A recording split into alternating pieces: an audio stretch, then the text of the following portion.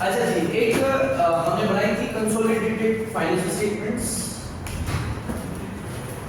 जिसमें पेरेंट की individual financial statements और सब्सिडरी की इंडिविजुअल फाइनेंशियल स्टेटमेंट्स को हमने जोड़ दिया। दूसरी जो इंडिविजुअल फाइनेंशियल स्टेटमेंट्स बनती हैं वो कैसे बनाई जाएंगी, जिसको हम फाइनेंशियल स्टेटमेंट्स या फाइनल अकाउंट्स का टॉपिक करके कहते हैं। आज हम उसकी तरफ आते हैं। ये आप जितने भी अकाउंट्स कौन से हैं, prepayments, sales tax, discounts, provisions, taxes पढ़े हैं, उन सबको समराइज करें। क्वेश्चंस मैंने आपको भेजे हैं। You will always be provided with a trial balance. Trial balance तक हम पहुंचते कैसे हैं? जो भी कोई ट्रांजैक्शन होती है उसका सोर्स डॉक्यूमेंट रेज होता है। सोर्स डॉक्यूमेंट को हम डे बुक्स के अंदर रिकॉर्ड करते हैं। डे बुक्स को टोटल किया जाता है, समराइज किया जाता है, और जो टोटल फिगर होती है उसको नॉमिनल लेजर या जनरल लेजर के अंदर रिकॉर्ड किया जाता है। एंड बाय द एंड जब हम क्लोजिंग की तरफ बढ़ रहे होते हैं तो वो सारे नॉमिनल लेजर के क्लोजिंग बैलेंसेस ट्रायल बैलेंस के अंदर जमा किए जाते हैं। अगर हमने ऐसा कोई एरर नहीं किया तो ट्रायल बैलेंस होना चाहिए, उसका डेबिट साइड और क्रेडिट साइड बैलेंस होना चाहिए। एट टाइम्स ऐसा हो सकता है कि हमने कोई एरर कर दिया हो जिसकी वजह से ट्रायल बैलेंस नहीं है।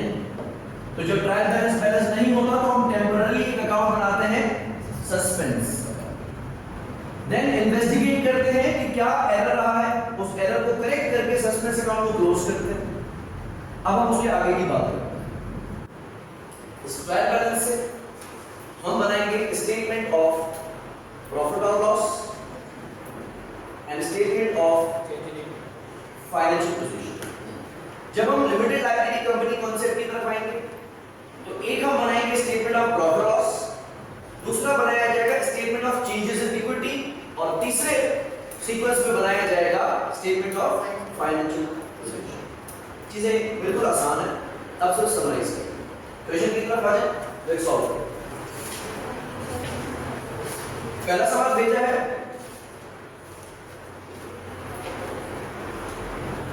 सोल्टैग के नाम से।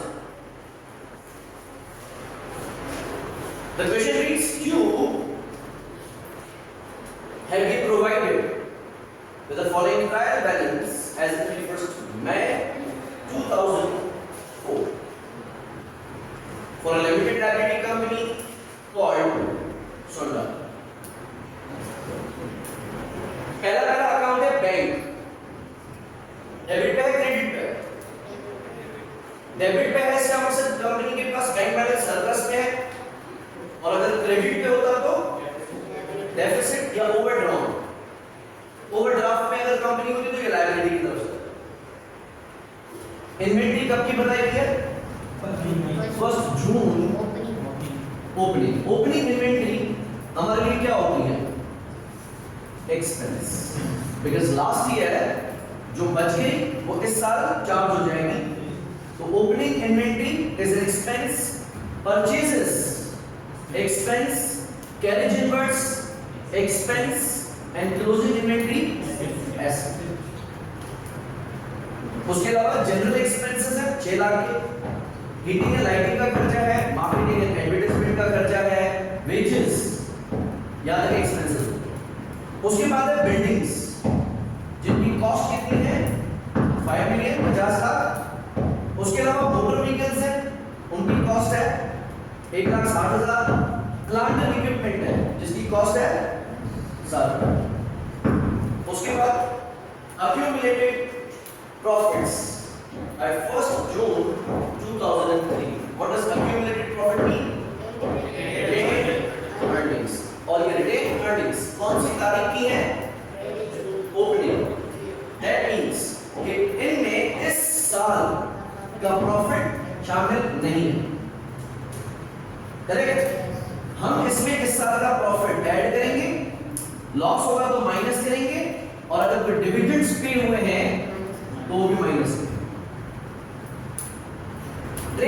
रिसीवेबल्स नेचर एसेट डेबिट पे है।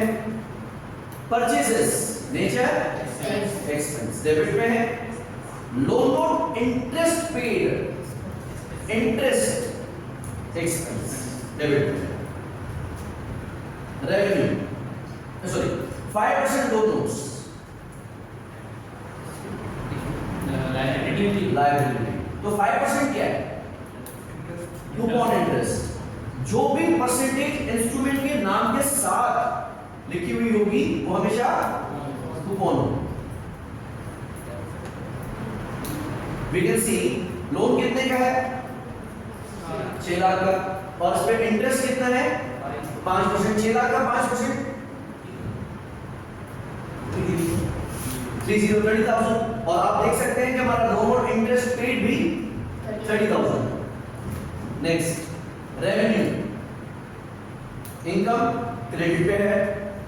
डिस्काउंट रिसीव्ड इनकम क्रेडिट पे है। ट्रेड पेएबल्स लायबिलिटी क्रेडिट पे। $1 ordinary shares equity. Accumulated depreciations Contra assets कौन सी तारीख की गिवन है?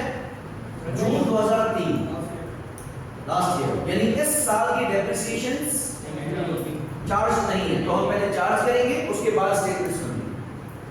बिल्डिंग की डेप्रिसिएशन 20 लाख है। कॉस्ट कितनी थी बिल्डिंग्स की? 50 लाख, और 20 लाख तक वो पहले ही डेप्रिशिएट हो चुकी है, तो net book value 20 lakh. Motor vehicles की कॉस्ट गिवन थी 1,60,000, और आज से 12 महीने पहले तक वो कितने से डेप्रिशिएट हो चुकी है? 60 से। बाकी नेट बुक वैल्यू 1 लाख। और प्लांट एंड इक्विपमेंट 7 लाख की कॉस्ट है, और 1 साल पहले तक वो 2,40 से डेप्रिशिएट हो चुका है। इन तीनों में इस साल की डेप्रिसिएशन हमने चार्ज कर दी। नोट नंबर 1 इन्वेंटरी एट 31 मई 2004 साल के आखिर में was valued at, तो ये इन्वेंटरी हमारे लिए क्या बनेगी? एसेट। तो डेबिट करेंगे इन्वेंटरी और क्रेडिट करेंगे एसेट्स।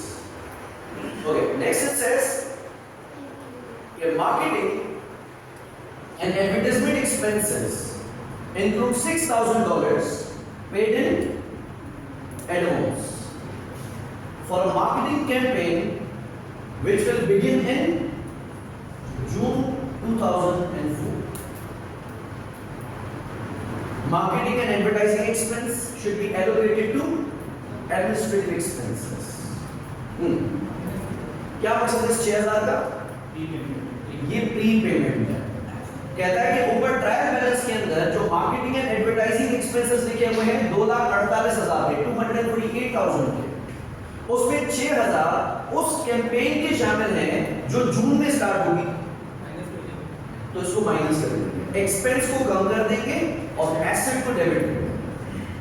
मुनासिब हो? अच्छा।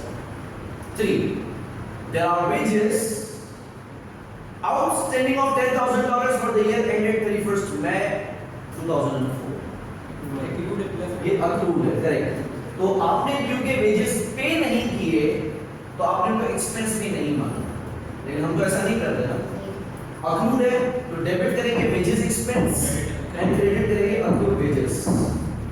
Next, note number 4, a customer ceased trading owning the company $38,000 and the date is not expected to be recovered. Write off कर देंगे क्योंकि हमारा criteria. An allowance for doubtful debts is to be established amounting to 5% of trade receivables. आपके trial balance में trade receivables है 438,000 के, ऐसा ही? क्या इस 438,000 में 5% मार दो? नो। पहले वो जो बैंकरप्ट हो गया है उसको माइनस करेंगे, जो रिमेनिंग होगा उसमें। Okay, depreciations to be provided for as follows: buildings at 5% per annum on the original cost. 80% depreciation जाएगी कॉस्ट ऑफ सेल्स में, 20% जाएगी डिस्ट्रीब्यूशन कॉस्ट में एंड 30% जाएगी administrative expenses. Number 2, motor vehicles at 25% per annum of their written down value। कौन सा method कहलाता है ये? Reducing balance method. जो कॉस्ट पे परसेंटेज लगती है वो स्ट्रेट लाइन है, और अगर नेट बुक वैल्यू में परसेंटेज लगती है तो वो आपकी रिड्यूसिंग बैलेंस बेसिस है। And this will be allocated to distribution costs। 3, plant and equipment at 20% per annum on their written down value। ये भी कौन सा मेथड है? RVM। और ये खर्चा किसको जाएगा? COGS। No dividends have been paid or declared। 8, income tax of $250,000 is to be provided for the year। यानी इस साल का हमारा जो अंदाजन टैक्स एक्सपेंस है, बात हमने पढ़ी थी कि एक अकाउंटिंग प्रॉफिट होता है जो हम कैलकुलेट करते हैं और दूसरा टैक्सेबल प्रॉफिट होता है जो टैक्सेशन अथॉरिटी एस्टैब्लिश करती है। अगर हमारा ईयर एंड टैक्स अथॉरिटी के ईयर एंड से मैच नहीं कर रहा तो हम एक प्रोविजन फॉर टैक्स बनाएंगे, बिकॉज़ लायबिलिटी है ये तो तय है, लेकिन इसका अमाउंट अनसर्टेन होता है तो हम प्रोविजन बनाएंगे। The audit fee is estimated to be 20,000 and the expenses listed below should be apportioned as follows। Okay, now we know कि as per IAS 1 जब हम स्टेटमेंट ऑफ प्रॉफिट लॉस बनाते हैं तो सैलरीज कहां पे दिखाई जाती है? डिपेंड करता है कि है किसकी सैलरीज। तो depreciation, rents, heater line, electricity bills, ये कभी भी फेस ऑफ स्टेटमेंट में नहीं दिखाई जाती। We have got very limited categories. एक हमारे पास खर्चे की कैटेगरी COGS, दूसरी डिस्ट्रीब्यूशन सेलिंग एक्सपेंसेस और तीसरा एडमिनिस्ट्रेटिव एक्सपेंसेस। आपने तमाम इखराजात मास्टर ऑफ फाइनेंस कॉस्ट और टैक्स के इसी के अंदर जम करते हैं। तो इसने एक एलोकेशन की परसेंटेज बताई है कि जनरल एक्सपेंसेस जितने भी होंगे उसका 10% कॉस्ट ऑफ सेल्स में भेजा जाएगा, 40% डिस्ट्रीब्यूशन कॉस्ट में भेजा जाएगा एंड 50% एडमिन में। Heating and lighting 5:3:2 and wages and salaries 6:3:। Okay, कुछ खर्चे कैलकुलेट कर लेते हैं, फिर ये अपोर्शनमेंट बना लेते हैं and then statement of profit loss and financial position।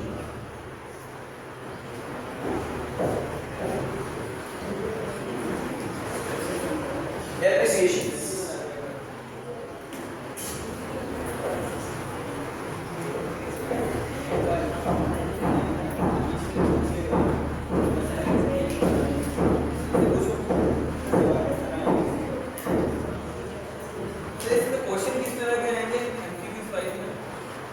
अगर ये MTQ आया तो इसी तरीके से सिनेरियो दिया जाएगा, स्टेटमेंट ऑफ प्रॉफिट लॉस के कुछ कॉलम्स ब्लैंक छोड़ दिए जाएंगे। COGS की फिगर आपने डाली, एडमिन एक्सपेंसेस की फिगर आपने डाली, टैक्स की फिगर आपने डाली, जो मिसिंग फिगर्स होंगी आप इसमें तो ब्लैंक्स को फिल करो। जो स्टेटमेंट ऑफ फाइनेंशियल पोजीशन की तरफ आया तो PPE की फिगर खाली है, आपने उन तमाम एसेट्स की नेट बुक वैल्यू प्लस करके डाल देंगे। Missing figure. ओके, कौन कौन से एसेट्स को डेप्रिशिएट करना है? पहला है बिल्डिंग,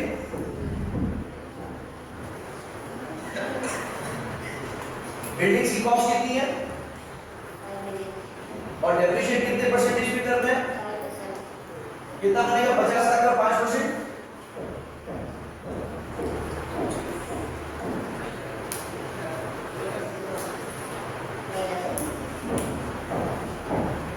डबल एंट्री में पता है debit, debit expense, credit, accumulated debit. दूसरा एसेट कौन सा है?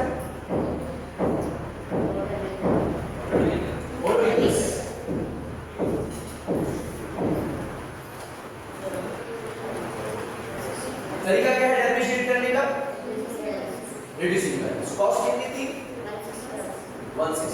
अब तक की depreciation net book value 100,000 percentage कितने परसेंटेज पे डेप्रिसिएशन हुआ 25 ठीक है 25 ठीक है नेक्स्ट एसेट कौन सा है प्लांट इक्विपमेंट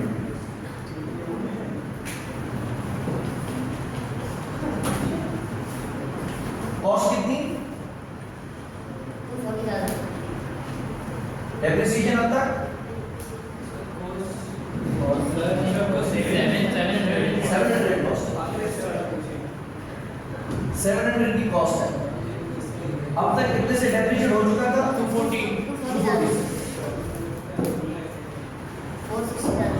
और परसेंटेज कितनी है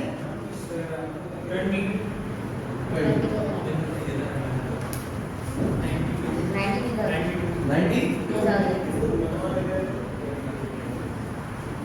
तीन डेप्रिसिएशन है उसके अलावा क्लोजिंग इन्वेंटरी बनाई गई है वो तो वैसे हम कॉस्ट ऑफ सेल से माइनस कर देंगे उसके अलावा एक एडवर्टाइजमेंट एक्सपेंस बताया हुआ है जो प्रीपेड है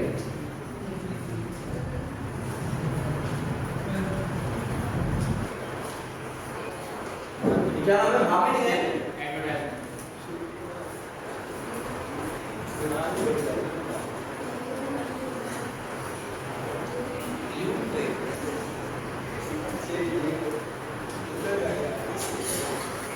As per trial balance, ये फिगर कितनी है 248 जिसमें से प्रीपेड कितना है 6 तो हम प्रॉफिट लॉस में कितना चार्ज करेंगे 242 similarly wages as per trial balance कितने हैं 490 और अक्रूड कितने हैं प्लस कर लिए इसमें तो वेजेस एक्सपेंस हो गया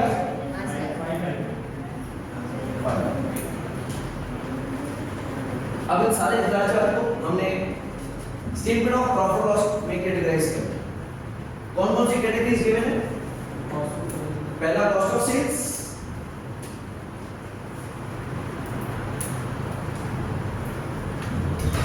next distribution cost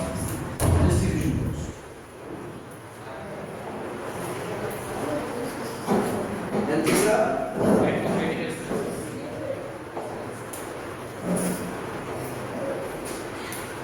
administrative expenses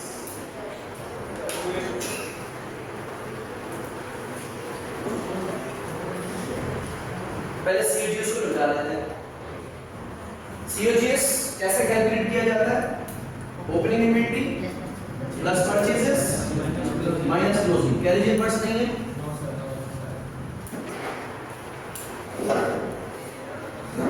trial balance में लिखा हुआ है ओपनिंग इन्वेंटरी ओनली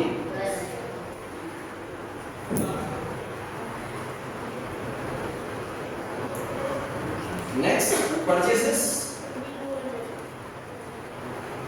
22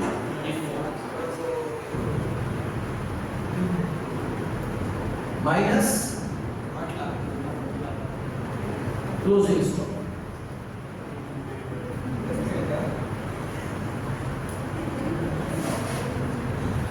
ऐसा ही है बाकी खर्चों को देखते हैं कि कौन सा खर्चा कौन सी कैटेगरी में जाएगा पहला नोट हमने पढ़ा था in fact second marketing and advertisement expenses जिसमें 6000 जून के शामिल है marketing and advertising expenses shall be allocated to admin expenses तो ट्रायल बैलेंस में गिवन है मार्केटिंग जिसको हमने कितने पे रिकॉर्ड करना है 242 और जाएगा कहां स्टॉक्स कितने देंगे stocks closing stock note number 1 में लिखा हुआ तो तो जो हमने इस साल खरीदा लेकिन सेल ना हो पाया तो उसको हम एक्सपेंसेस हटा के एसेट्स में डेबिट कर देते हैं। नोट नंबर 3 में वेजेस का जिक्र था। वेजेस कहां जाने हैं?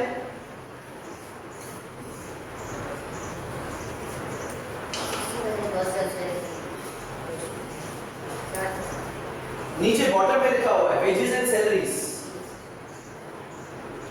60% cost of sales, 30% distribution, and 10% to administration. Correct. तो 6:3:1। Yes.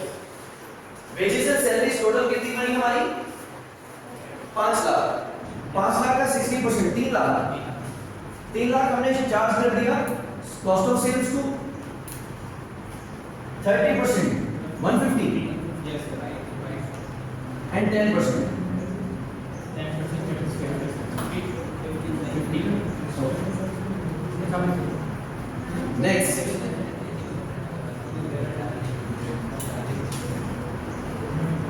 एक कस्टमर है जिसने बैंकरप्सी डिक्लेयर कर दी है, तो ये बन गया हमारा बैड डेट या फिर डेट रिकवरेबल डेट।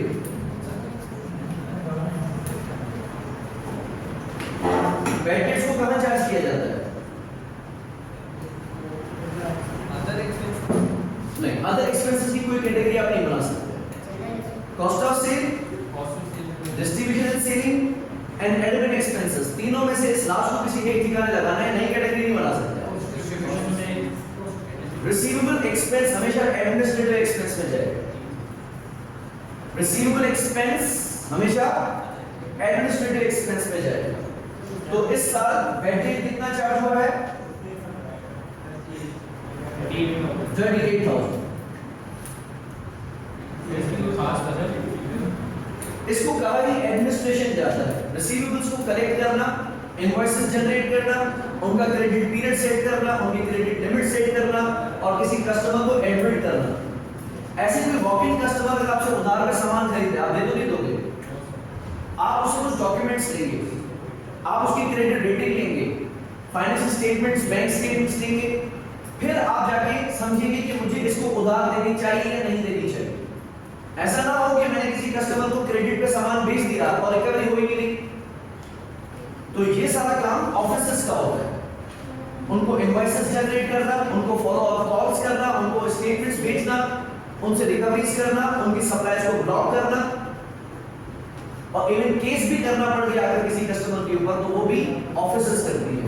तो जितना भी काम आपकी ऑफिसर्स में हो रहा है वो एडमिनिस्ट्रेटिव। जो डिस्ट्रीब्यूशन चैनल्स हैं, डिलीवरीज हैं, वो डिस्ट्रीब्यूशन में जाएगा और जितना मैन्युफैक्चरिंग से रिलेटेड खर्चा है वो सारा कॉस्ट ऑफ सेल्स मुनासिब। उसके अलावा इसने कहा कि हम अलाउंस बनाते हैं ट्रेड रिसीवेबल्स का 5%। तो बचपन से पढ़ते हैं कि अगर पहले से ही कोई अलाउंस फॉर डाउटफुल डेट्स बना हुआ है तो हम opening allowance for doubtful debts को closing allowance for doubtful debts से कंपेयर करते हैं। If there is an increase तो एक्सपेंस है, अगर कम हो रहा है तो उसको हम इनकम शो करते हैं। क्या आपके ऊपर ट्रायल बैलेंस में कहीं अलाउंस फॉर डाउटफुल डेट पहले से है? नहीं है।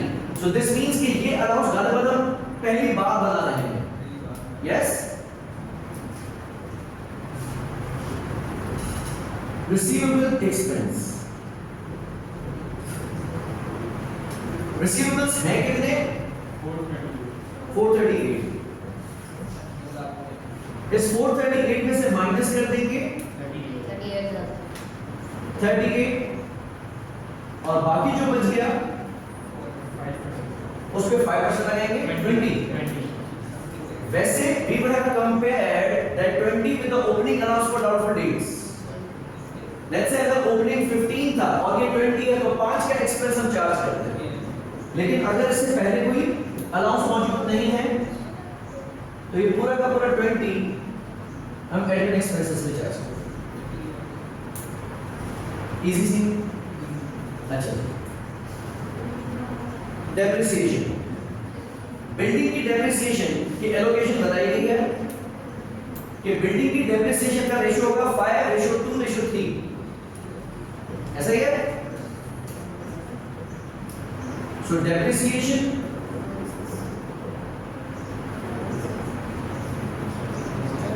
ऑफ बिल्डिंग्स, चार्ज कितनी की 250 का 50% कॉस्ट ऑफ सेल हो जाएगा 125, 250 का 20% डिस्ट्रीब्यूशन हो जाएगा और 250 का रिमेनिंग 30% एडमिन एक्सपेंसेस हो जाएगा 70। बोला सर? अच्छा जी, मोटर व्हीकल की डेप्रिसिएशन एलोकेटेड टू डिस्ट्रीब्यूशन है कितनी डेप्रिसिएशन 25, ये 25 हमने एज इट इज डिस्ट्रीब्यूशन को चार्ज कर दिया। उसके अलावा बताया है plant and equipment allocated to CHUs।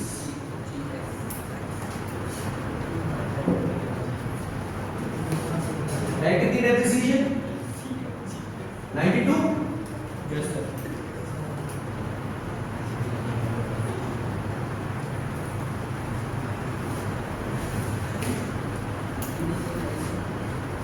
Note number 9, audit fee कहाँ जानी चाहिए? एडमिनिस्ट्रेशन। यस, ऑडिटिंग एक ऑफिस का काम है, रिपोर्टिंग का काम है।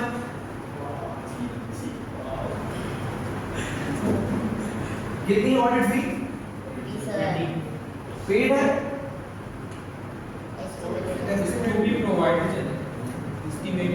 एस्टिमेट है, तो उसकी भी लायबिलिटी बनेगी, इस बात का ध्यान रखें। यस, मोटर व्हीकल्स की आप ट्रायल बैलेंस में कॉस्ट देखें, देखिए ऐसे तो साथ में 8 नंबर पे आ रही है ट्रायल बैलेंस में। मोटर व्हीकल्स हेड कॉस्ट कितने की है? 160।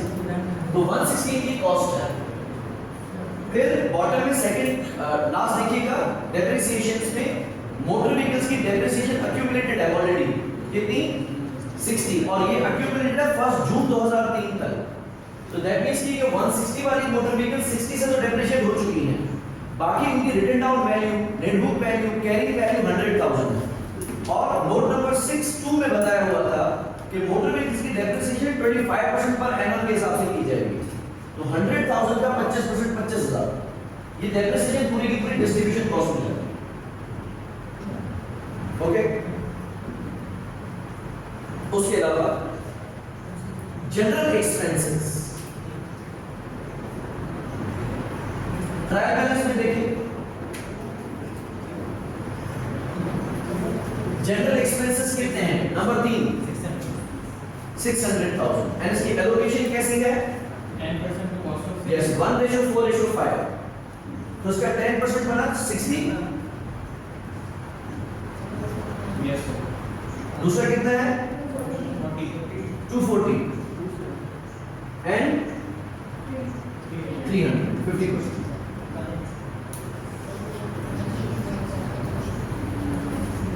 हीटिंग एंड लाइटिंग 5:3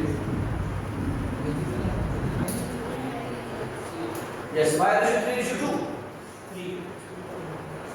5:3:2 होगा ना? हीटिंग एंड लाइटिंग का खर्चा कितना है? 90 का 50% कॉस्ट ऑफ सेल में, 30% डिस्ट्रीब्यूशन में, 27 एंड 20% ऑफ 90 वाला बैठा 80।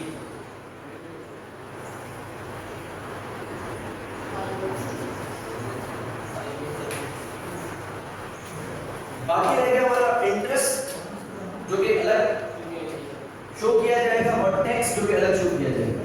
फिर भी एक नजर एक ग्लिम्स दे देते हैं ट्रायल बैलेंस को, कोई खर्चा है तो नहीं है, बैंक खर्चा नहीं है, इन्वेंटरी खर्चा है वो COGS में चला गया, जनरल एक्सपेंसेस हो गया, heating and lighting, marketing and advertising expenses हम कर चुके हैं। 248 में से 6 हटाइए 242, वेजेस भी हो गए, बिल्डिंग्स की डेप्रिसिएशन, व्हीकल्स की डेप्रिसिएशन, प्लांट एंड इक्विपमेंट की डेप्रिसिएशन। ट्रेड रिसीवेबल्स के यहां से ताल्लुक नहीं है, परचेजेस सीओजीएस में गई। लोन और इंटरेस्ट पेड, ये हम अलग से फाइनेंस कॉस्ट दिखाएंगे। 5% लोन नोट्स, ये हमारी लायबिलिटी है। रेवेन्यू अलग से प्रॉफिट लॉस में आएगा। डिस्काउंट रिसीव्ड, ये अलग से इनकम है। वैसे अगर डिस्काउंट रिसीव्ड को हम सीओजीएस से माइनस भी कर दें तो भी चलेगा, क्योंकि परचेजेस पे ही मिला है। अगर हम उसको परचेजेस से ही माइनस कर देते तो भी इससे कोई फर्क नहीं पड़ेगा, ऐसा भी ठीक है। या अगर अदर इनकम करके दिखाना चाहे तो भी हो सकता है। डिविडेंड्स का कोई सीन नहीं है। That's it. So I believe हमने सारे एक्सपेंसेस अपने ठिकाने लगा दिए। सम करेंगे प्लीज। सीओजीएस का सम कितना आ रहा है? 26 exact 2600। Yes, sir. 6 sorry, sir.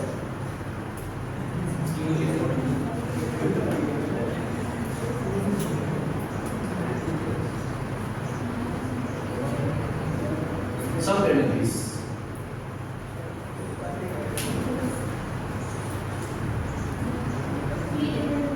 Three triple two COS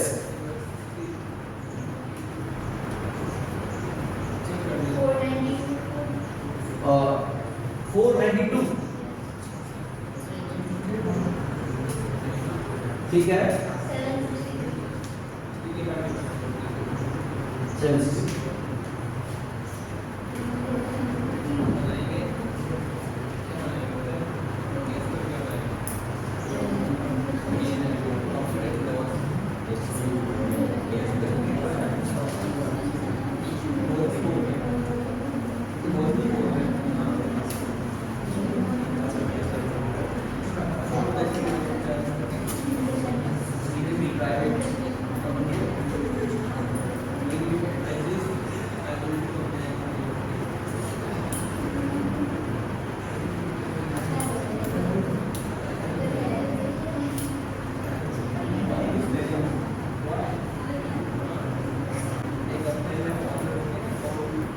पहला था अकाउंट आ गया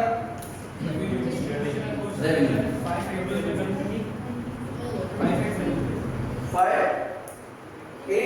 5876। Do we have any adjustment given? जैसे मुमकिन तौर पे इस पे IFRS 15 की कोई एडजस्टमेंट दे सकते हैं। एज एन एग्जांपल कहता कि हमने कस्टमर से 86,000 चार्ज किए हैं for the sales and services. तो हमारे ऊपर दो परफॉर्मेंस ऑब्लिगेशंस हैं, एक गुड्स डिलीवर करने की, दूसरा सर्विसेज प्रोवाइड करने की। अगर बताता कि इस 86,000 में से 50,000 का सामान था जो हम डिलीवर कर चुके हैं और 36,000 3 सालों की सर्विसेज,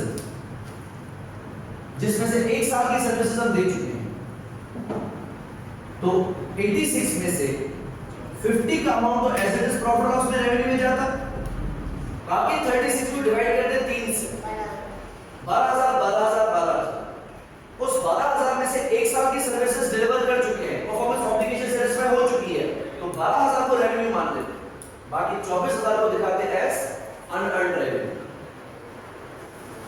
लेकिन इस केस में ऐसे कोई कॉम्प्लिकेशन गिवन नहीं है। Revenue as it is copy paste कर देते हैं 5,876 माइनस करते हैं इसमें cost of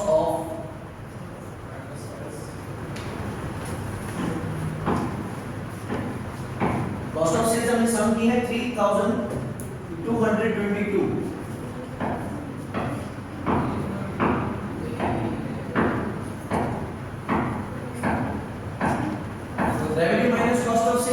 equals to gross profit. कितना ग्रॉस प्रॉफिट है?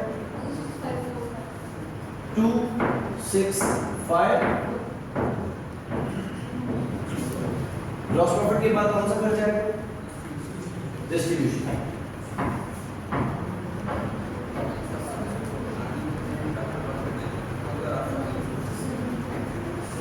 And distribution cost is 490.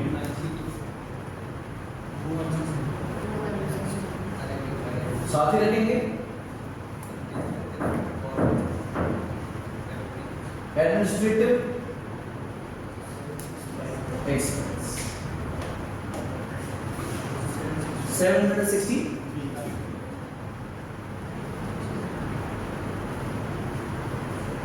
Next number देते हैं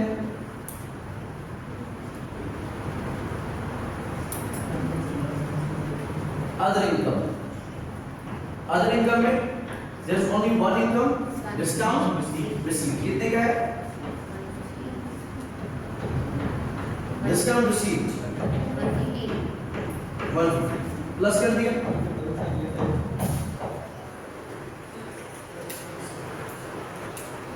इसके बाद हम रखेंगे फाइनेंस कॉस्ट या फिर इंटरेस्ट एक्सपेंस। IS 1 के फॉर्मेट में पिवट नहीं बनाया जाता, नहीं बनाया जाता। कॉस्ट ऑफ सेल्स के बाद एक जीपी आएगा, प्रॉफिट बिफोर टैक्स आएगा, प्रॉफिट आफ्टर टैक्स आएगा। ऑपरेटिंग प्रॉफिट यानी profit before interest and tax IS 1 के फॉर्मेट में नहीं है। कोई भी सवाल अगर आपको कहेगा पिवट निकालने के लिए तो प्रॉफिट बिफोर टैक्स में इंटरेस्ट ऐड बैक करके निकाल सकते हो, हम ब्रेक नहीं मारेंगे। इंटरेस्ट कितना है इस सवाल में? 30,000 था। तो हमने कैपिटल स्ट्रक्चर की एक बात पढ़ी है कि एक होता है इफेक्टिव इंटरेस्ट, एक होता है सिंपल इंटरेस्ट। प्रॉफिट लॉस में कौन सा जाएगा? एक होता है सिंपल इंटरेस्ट जो हम पे करते हैं। कभी कभार कुछ लोन नोट्स या कुछ बॉन्ड्स या कुछ डिबेंचर्स प्रीमियम पे रिडीम किए जाते हैं। इस केस में हमने आपसे पैसे लिए 6 लाख, ऐसा ही है ना? अगर मैं कहूं कि ये 6 लाख आज से 4 साल के बाद 6.5 लाख रुपए पे रिडीम होंगे, कि इन्वेस्टर से मैंने पैसा लिया है 6 लाख और 4 साल के बाद वापस कितना करूंगा? 6.5 650 हर साल जो उसको इंटरेस्ट पे करूंगा वो अपनी जगह पे, लेकिन 50,000 बढ़ा के दूंगा। वो जो 50,000 बढ़ा के दूंगा प्रीमियम है, वो किसका खर्चा है? वो भी तो कंपनी का खर्चा है ना। भरेगा कौन सा साल? जो साल पे करेगा या चारों साल? मैचिंग कॉन्सेप्ट ये कहता है। तो हम कैलकुलेट करते हैं effective interest. Effective interest is combination of simple and compound. वापस बात सुनो, भूल गए हो।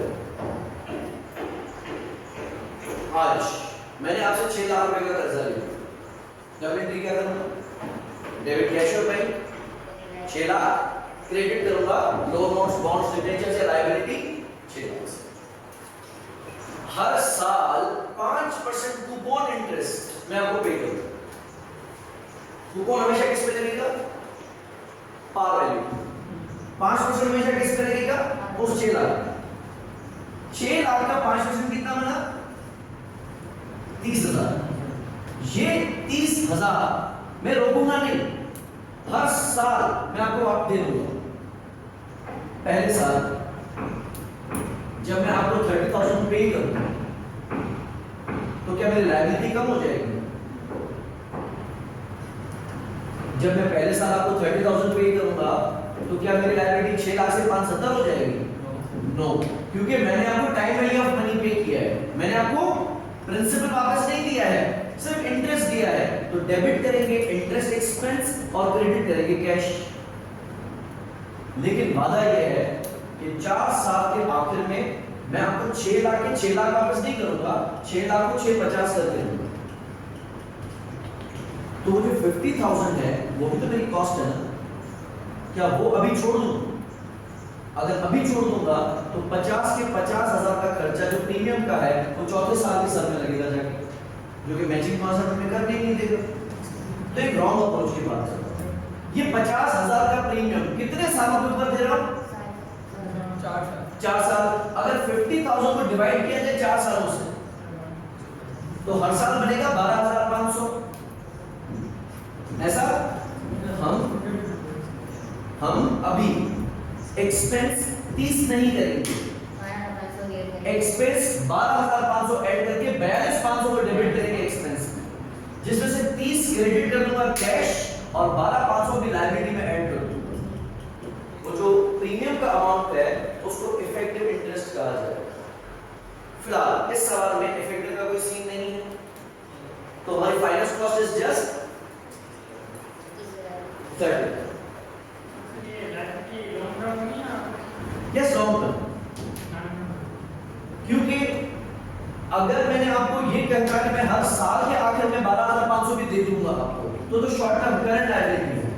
लेकिन अगर मैंने आपको कहा कि ये 50,000 जोड़ के मैं चौथे साल के आखिर में दे दूंगा, तो वो नॉन करंट लायबिलिटी। वो रिटेंशन पे 6 लाख के साथ दूंगा, तो वो नॉन करंट। लेकिन ये 30 करंट लायबिलिटी में आएगा, क्योंकि हर साल देंगे। How much is profit before tax?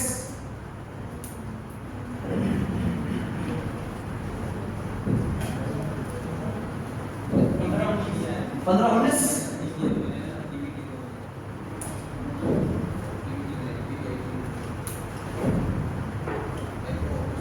ठीक है, नेक्स्ट।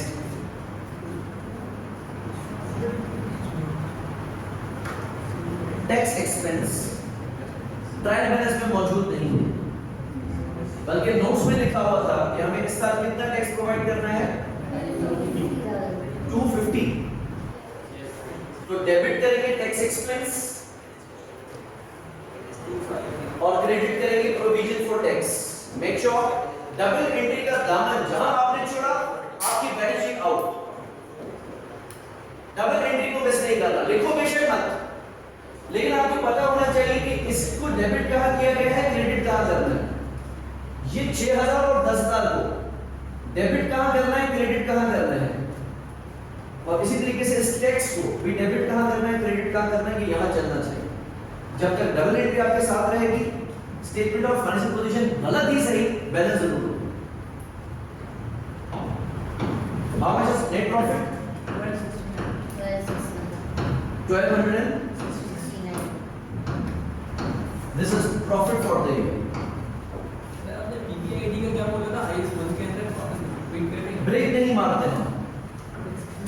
मिसाल रेवेन्यू में से कॉस्ट ऑफ सेल माइनस किया, ग्रॉस प्रॉफिट आ गया।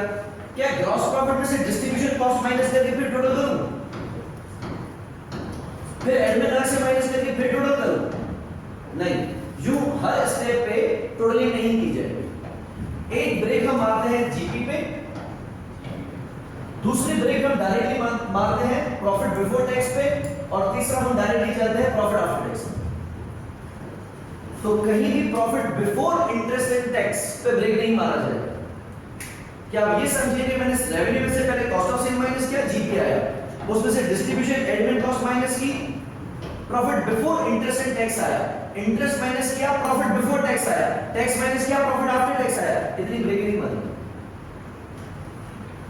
GP, PBT, PAT.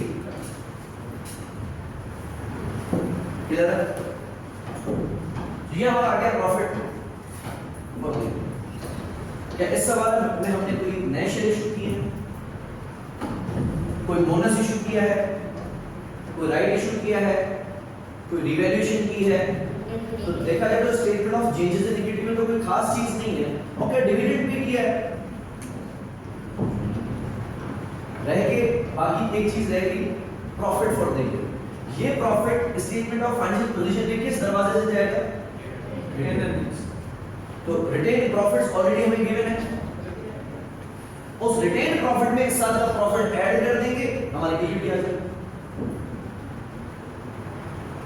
फिर बनाते हैं स्टेटमेंट ऑफ फाइनेंशियल पोजीशन। यहां तक किसी को भी कंफ्यूजन है तो टेक योर टाइम, डिस्कस करो।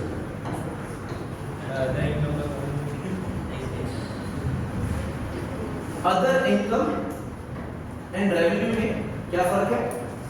कि रेवेन्यू वो इनकम है जो main course of business activity से आती है, primary course of business activity से आती है। अदर इनकम बिजनेस की किसी भी अदर एक्टिविटी से आ सकती है। मसलन अगर हमने बिल्डिंग का कुछ हिस्सा किसी थर्ड पार्टी को रेंट पे दे दिया, वहां से रेंटल इनकम आ गई। ये मेरे जीने का सहारा नहीं है कि किराया आएगा तो मैं घर चलाऊंगा, किराया एक्स्ट्रा इनकम। मैंने सरप्लस फंड्स बैंक अकाउंट में डाल दिए, वहां से इंटरेस्ट आ गया, इंटरेस्ट इनकम। मैंने किसी दूसरी कंपनी के शेयर्स खरीद लिए, उस कंपनी ने डिविडेंड दे दिया, डिविडेंड इनकम। सप्लायर ने अर्ली सेटलमेंट में डिस्काउंट दे दिया, कैश डिस्काउंट रिसीव्ड। ये सब अदर इनकम है। और अदर कॉम्प्रिहेंसिव इनकम इससे भी अलग चीज है, जिसमें रिवैल्यूएशन सरप्लस आता है आईएएस 16। सही है? बिल्कुल। ये इसका नाम बनेगा statement of profit loss and other comprehensive income. इसका नाम लंबा हो जाता है। अभी हमने क्या बनाई है? Statement of profit loss. जब आपको सवाल से स्टेटमेंट ऑफ प्रॉफिट लॉस बनाने को कहे तो आपने यहां फुल स्टॉप मारना है।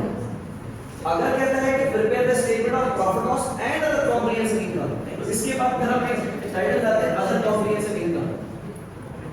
इस साल अगर कोई रिवैल्यूएशन गेन हुआ है तो वो यहां रखते हैं, और अगर कोई सरप्लस रिवर्स हुआ है तो माइनस करते हैं।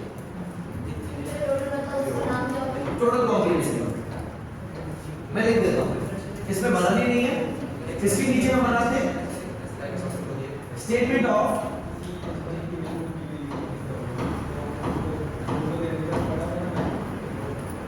Other comprehensive income. इसमें क्या क्या चीजें आ सकती हैं? रिवैल्यूएशन नहीं, revaluation gain for the year. Surplus का इस वजह से नहीं बोल रहा क्योंकि सरप्लस एज एड होता है, अब तक का होता है। इसमें अब तक वो प्लांट, वो प्रॉपर्टी, वो मशीन, वो इक्विपमेंट कितने से रिवैल्यू हो चुकी है वो नहीं लिखा जाएगा।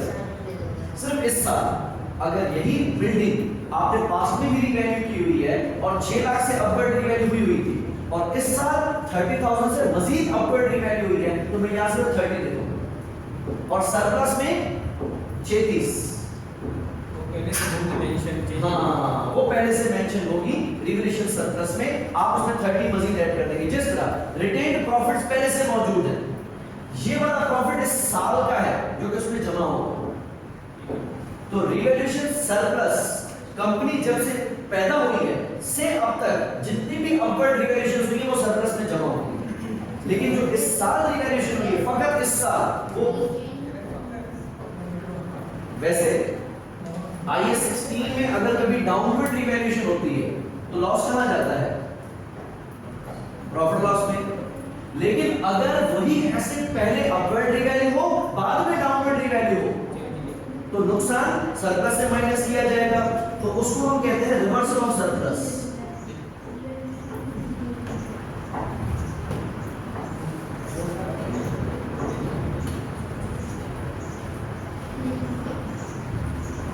अगर इस साल कोई रिवैल्यूएशन गेन हुआ है या प्रीवियस रिवैल्यूएशन को डिक्रीज किया गया है, तो ये बनेगी हमारी other comprehensive income for the year.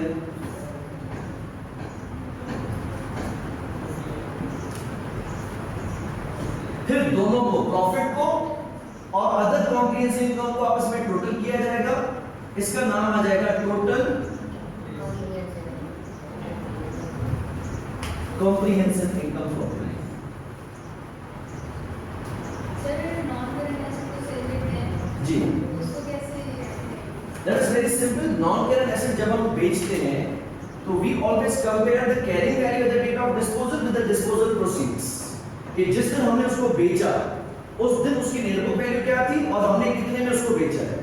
So let's assume अगर एक नॉन करंट एसेट हमें नेट बुक वैल्यू ऑफ $80,000 वो सोल्ड फॉर $95,000, तो 15,000 का गेन ऑन डिस्पोजल, वो गेन अदर इनकम में आ जाएगा। सिर्फ प्रॉफिट 15 होगी।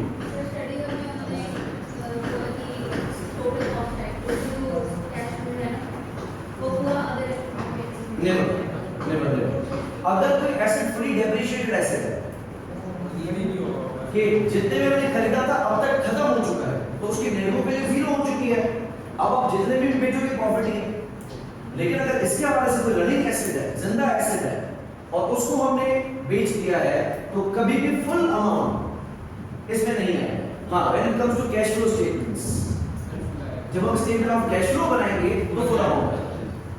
सो थोड़ा उसको केयरफुली रीड कर लीजिएगा, कहीं वो स्टेटमेंट कैश फ्लो के हवाले से ना हो, लेकिन इसका पूरा अमाउंट कभी भी प्रॉफिट लॉस नहीं है। डिविडेंड तो प्रॉफिट लॉस में आएगा ही नहीं। अच्छा जी, अब हम चलते हैं इसकी statement of financial position.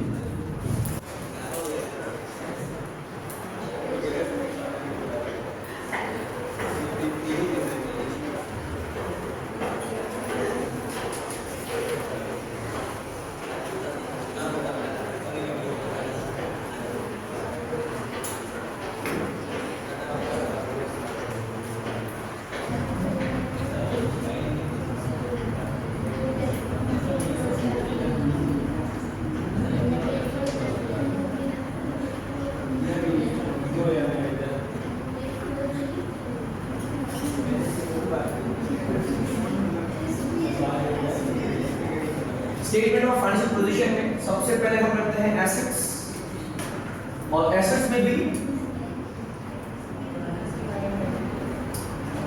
Non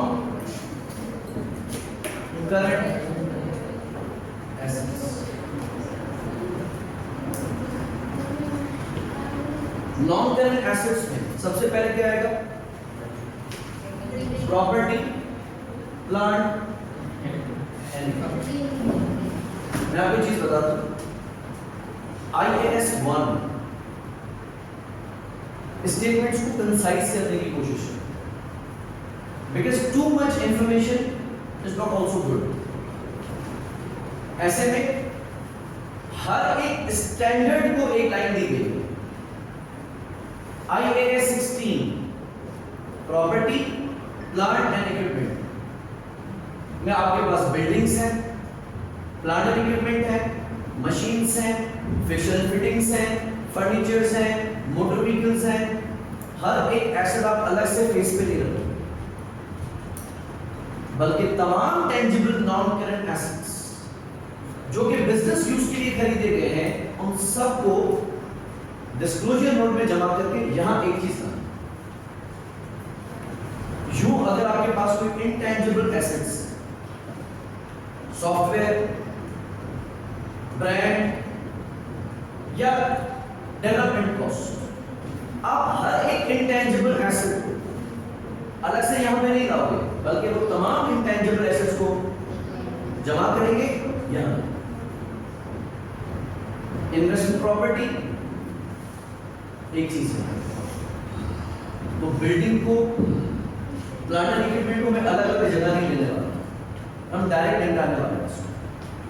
building cost कितनी है? 5000। ऑलरेडी कितने से डेप्रिशिएट हो चुका है? ट्रायल बैलेंस में देखिएगा 2000 से, और इस साल हमने कितने से डेप्रिशिएट किया है? 250 से। तो अक्यूमुलेटेड डेप्रिसिएशन होगी 2250। सही?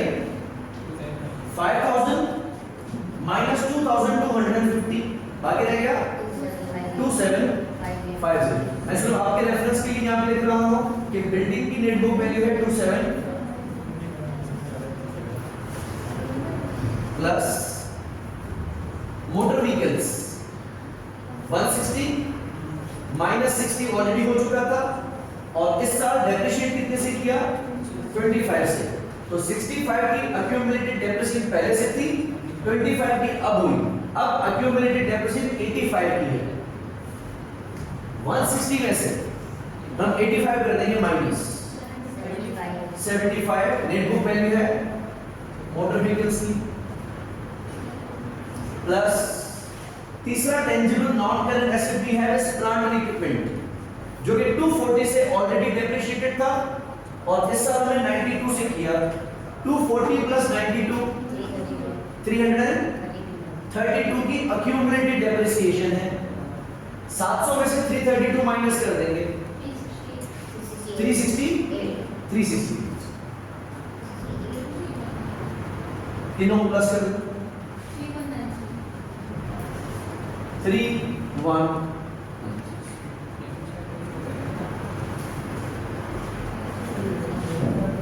Fair? Do we have any other non-current asset? कोई intangible asset सवाल में है? ठीक हो गया? तो ये आ गया हमारे non-current assets. उसके बाद current. What is the hierarchy? Current asset में सबसे पहले क्या रखा जाएगा? Inventory. इन्वेंटरी में क्लोजिंग रखी जाएगी कि ओपनिंग? यस ऑफ कोर्स, क्योंकि ओपनिंग तो कॉस्ट ऑफ सेल में चार्ज होगी और नोट में बताया हुआ था कि क्लोजिंग इन्वेंटरी की कॉस्ट कितनी है किसी सवाल में। ये बता सकता है कि साल के आखिर में हमारे पास 8 लाख रुपए की इन्वेंटरी मौजूद है, लेकिन इस 8 लाख में एक इन्वेंटरी जिसकी कॉस्ट 70,000 है उसकी एनआरवी 40,000। हम इन्वेंटरी को किस पे रिकॉर्ड करेंगे? कॉस्ट पे कि एनआरवी पे? Lower of. तो 8 लाख में से अगर 90,000 की एक इन्वेंटरी जिसकी एनआरवी 40 है तो हम उसको 40 पे देंगे। इस केस में कोई एनआरवी का सीन नहीं बनाया गया, तो इन्वेंटरी की क्लोजिंग वैल्यू 8 लाख। दूसरे नंबर पे आएगा ट्रेड। नहीं, क्योंकि हर एक स्टैंडर्ड, हर एक एसेट अलग स्टैंडर्ड का है। इन्वेंटरी पे IS2 लगता है, हाँ, लेकिन इन्वेंटरी में अगर रॉ मटेरियल भी है, WIP भी है, फिनिश गुड भी है तो अलग अलग नहीं दिखाना, तरह मिला के दिखाओगे। कुछ इन्वेंटरीज ऐसी हैं जो अपनी कॉस्ट पे है और कुछ इन्वेंटरीज जो कैरी एनआरवी पे है, अलग अलग नहीं दिखाना, मिला दे। लेकिन रिसीवेबल IS2 में नहीं जाता, रिसीवेबल IFRS 9 में जाता है, अलग स्टैंडर्ड है, तो इस वजह से इनको मिला के नहीं। रिसीवेबल्स सवाल में देखेंगे, रिसीवेबल्स 438 के हैं ना ऑलरेडी, 438 माइनस इसमें एक बैटरी हुआ था 38,000 का, उसके बाद हमने अलाउंस फॉर डाउटफुल डेट बनाया था 20 का, तो वो अलाउंस फॉर डाउटफुल डेट भी हम इसमें से माइनस करके शो करते हैं 300। नेक्स्ट कैश इन बैंक, पहला आ रहा 50, इसमें कोई डेबिट कुछ क्रेडिट नहीं हुआ, बैंक आ गया 50 का। नेक्स्ट इज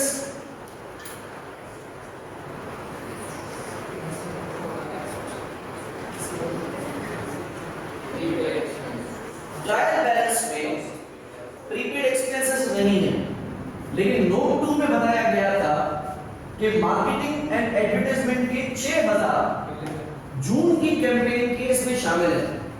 जब कैंपेन जून में होगी तो खर्चे को खर्चा भी जून में माना जाएगा। ये 6,000 हमने शो कर दिए as prepaid asset. Current assets को सम करेंगे 1236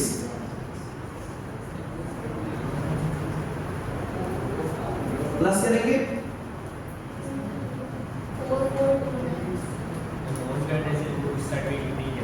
sorry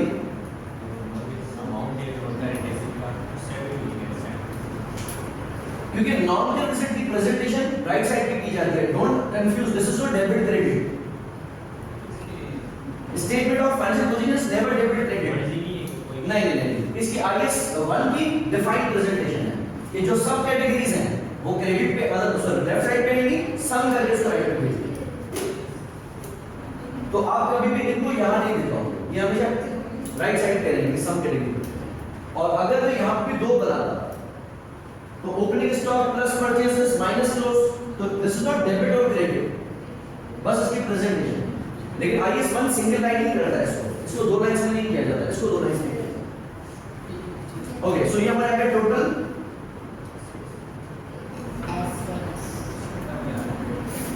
next line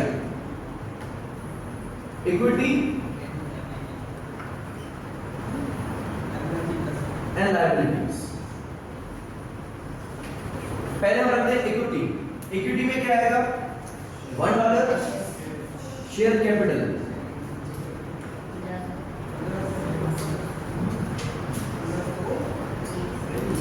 1500। Do we have any share premium? No. Then directly हम आ गए retain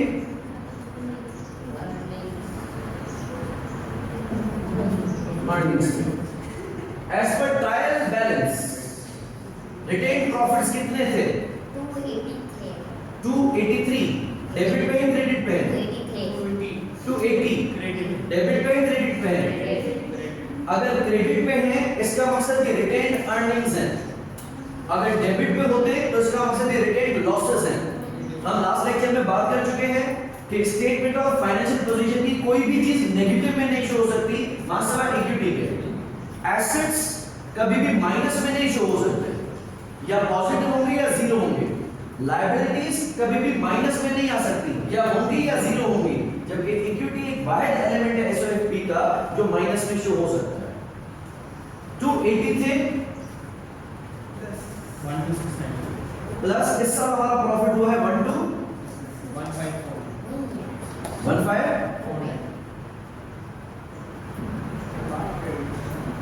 Do we have any revaluation surplus? पहले भी नहीं है और इस साल भी हमने कोई रिवैल्यूएशन नहीं की है। अगर पहले के होते तो एसेट्स रख देते, अगर होते और इस साल भी रिवैल्यूएशन होती तो प्लस कर देते। इक्विटी कितनी आ गई?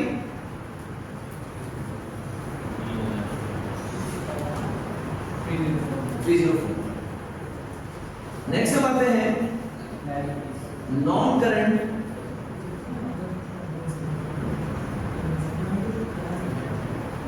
लायबिलिटीज। ट्रायल बैलेंस पे एक नजर घुमा दें और देखें कौन कौन सी लायबिलिटीज नॉन करंट है। 5% loan notes,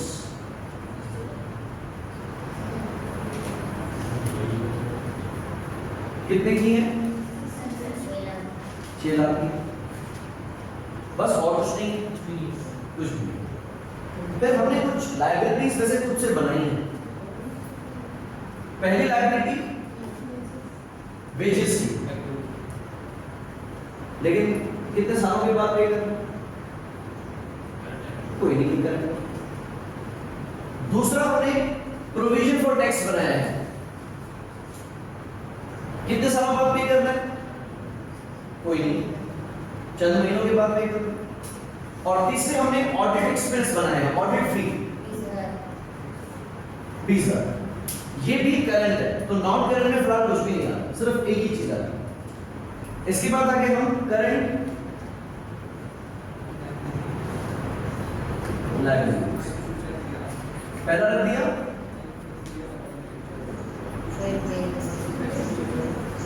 trade payables, what is the figure of trade payables? 500।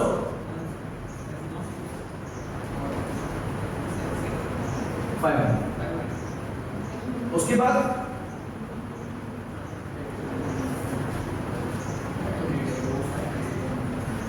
Accrued expenses, accrued में 10,000 के वेजेस आ गए,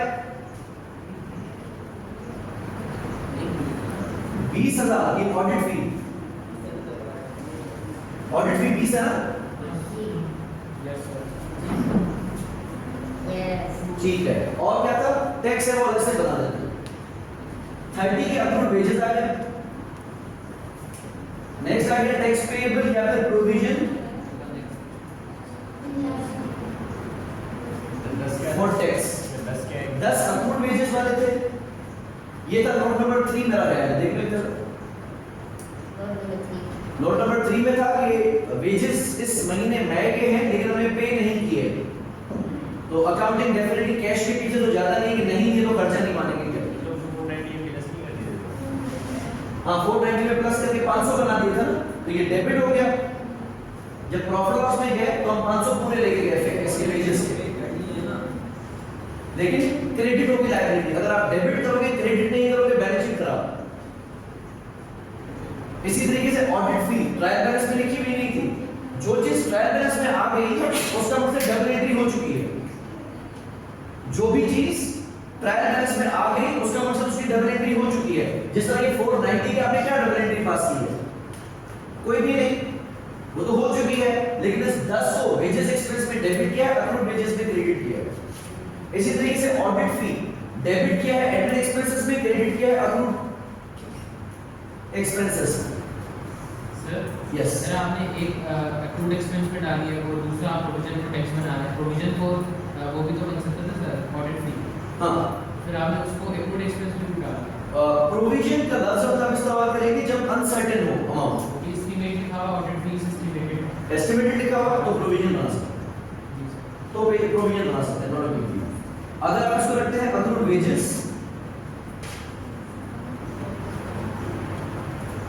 जो कि कितने हैं 10, yes sir. Provision for tax कितना बना 250 and provision for audit fee. Audit fee 20।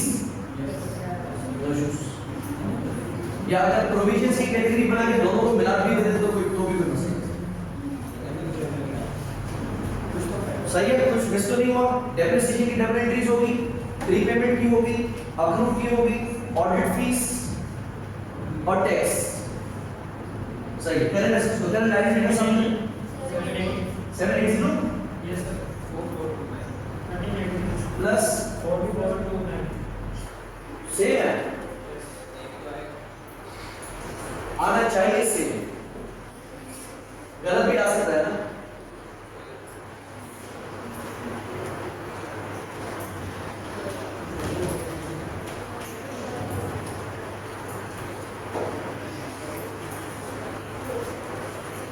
It's balanced. And please bear in mind, double entry चला दो। If you can remember कि इसको मैंने मार्केटिंग एक्सपेंस से क्रेडिट किया था, you must remember कि मैं उसको प्रीपेमेंट के अंदर डेबिट भी करता है। अगर भूल गए तो बैलेंस शीट आउट।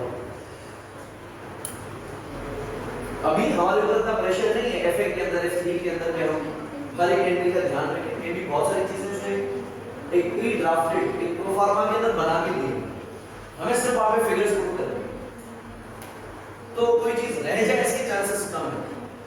लेकिन आपकी प्रैक्टिस इंडिपेंडेंट होनी चाहिए कि अगर पूरा सवाल मुझे बैलेंस करना हो तो जब आपके ब्रेन को इंस्ट्रक्शंस होंगी कि कौन कौन सी चीजें कहां पे आएंगी, तो वो प्रोफार्मा को तो कभी भी आप बदल नहीं कर सकते।